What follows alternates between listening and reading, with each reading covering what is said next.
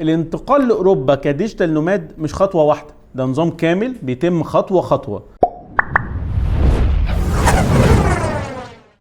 أهلا بيكم. خليني أقول لك حاجة لو فهمتها صح ممكن تغير طريقة تفكيرك في السفر والهجرة والحياة كلها. في ناس فاكرة إن الانتقال لأوروبا عبارة عن قرار كبير بيتاخد مرة واحدة، تقدم أوراق، تستنى قبول، تسافر وخلاص. بس الحقيقة مختلفة تماما.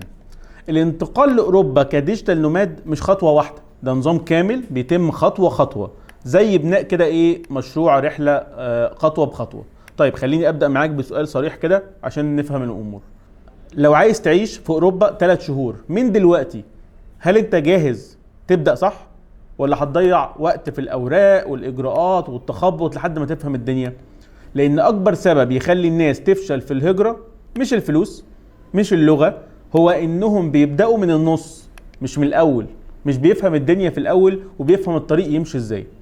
عشان كده أنا عايز أمشيها معاك واحدة واحدة، كأننا بنبني طريق واضح قدامك. أول خطوة وهي أهم خطوة هي اختيار الدولة الصح. وأنا هنا مش بتكلم عن أحلى دولة ولا أجمل دولة ولا أرخص دولة، أنا بتكلم عن الدولة المناسبة لظروفك، الدولة المناسبة لشغلك، للدخل بتاعك، لطريقة حياتك، وكمان لخطة إقامتك. لأن اختيار غلط